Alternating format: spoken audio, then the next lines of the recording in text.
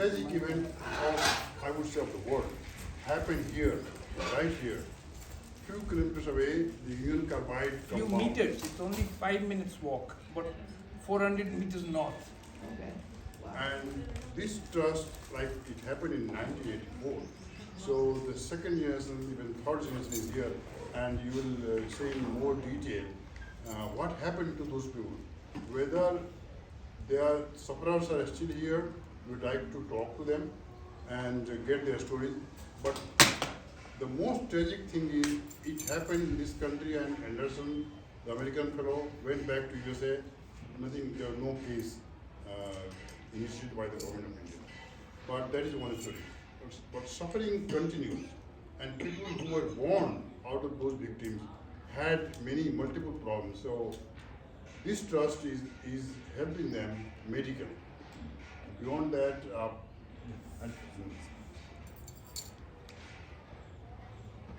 So I'll do a quick, basically share with you information regarding the disaster. It was the world's worst industrial disaster till now. Yeah?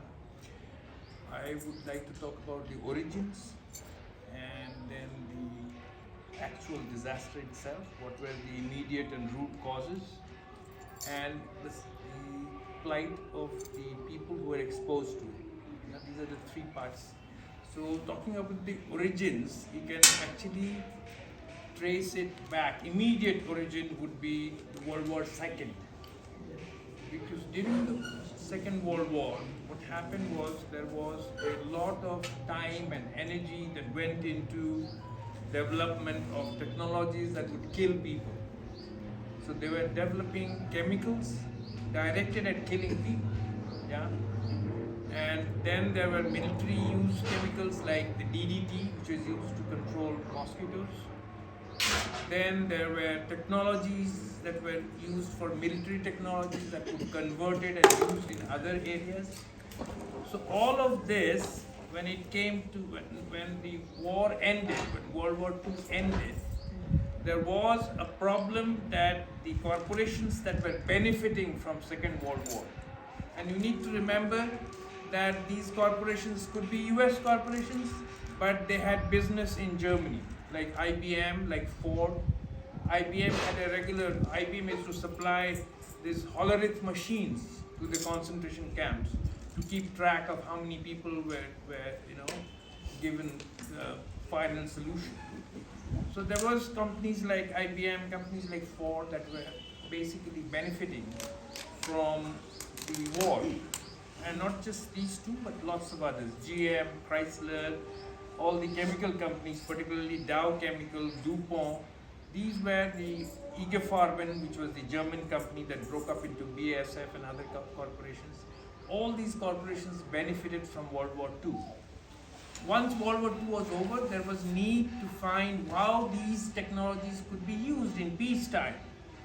And that is when this whole concept of Green Revolution came up.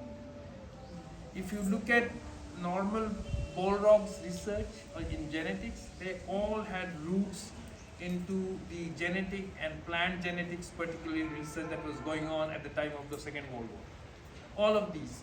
So techniques that came from the genetic research during World War, from you needed to make ammonium nitrate explosive for the bombs, and same ammonia was converted to urea to put into farms. Yeah. So there was urea, there were pesticides that came from all these deadly chemicals that were being developed, and there was farm machinery that was use of military technologies into farm machinery. So you had much more developed harvester combines and all that lot.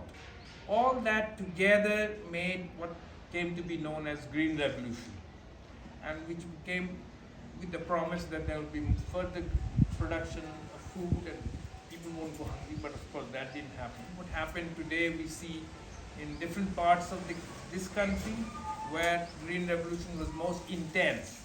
So it was most intense in places like Punjab and Haryana, and now we know there are the proportions of people who get cancers, children with birth defects is among the highest in all these Green Revolution intensive areas. So the Bhopal plant which came up in 1970, which is when it was started. It came up as part of this Green Revolution package, as providing pesticides. And because Bhopal is situated close to this area known as Malwa, where you have black cotton soil, which is good for cotton. And cotton is one crop that takes the most pesticide. That's where the most pesticide is used, many times more than usual pesticides. So they situated it here in Bhopal. This was Union Carbide Corporation that itself had taken part in the Second World War in a big way. It's Union Carbide that was refining the nuclear material that was used in the bomb that were dropped on Hiroshima and Nagasaki. So Union Carbide was close to Pentagon, profited from World War II, and that's why they had a lot of political power. So they already had business in India, and they set up this business of making pesticides in Bhopal. Now, as you can see, it's very close to it's actually within city limits. So there was opposition from bureaucracy saying you can't have a hazardous plant so close. It's only about 1.5 kilometers from the railway station, less than a kilometer from the bus stand, and yet it was allowed.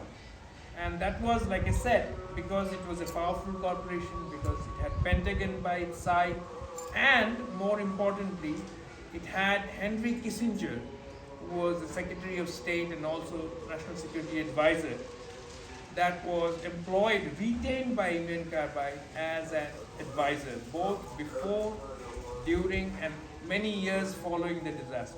It's quite possible that Kissinger associates are still involved in helping Union Carbide.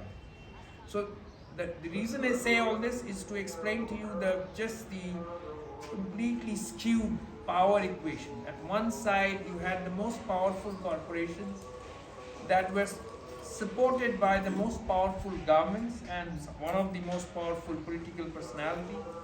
And on the other hand, you had a concentration of people who were the poorest among the city. And the reason for that also is you can find within this history of Green Revolution.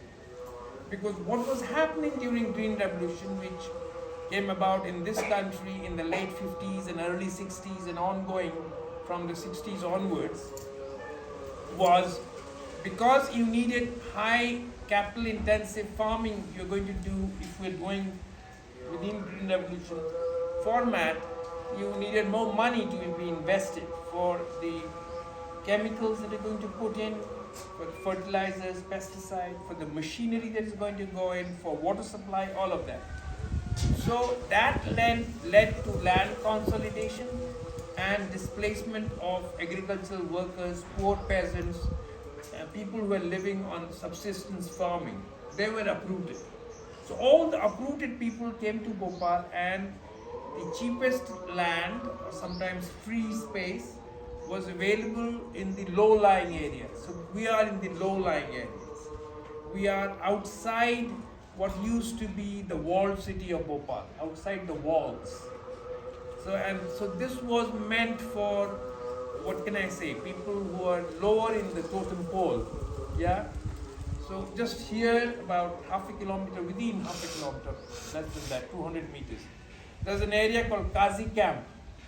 And this were the Kazakh people who came during the Russian Revolution thinking their religion would be wiped out by the Reds. So they came all the way to Bhopal because there was a Muslim ruler here. But they were given space to put up their tents outside the city walls, which was this low-lying area. And that's why you have from the Kazakh people coming here, it's known as Kazi Camp. Yeah.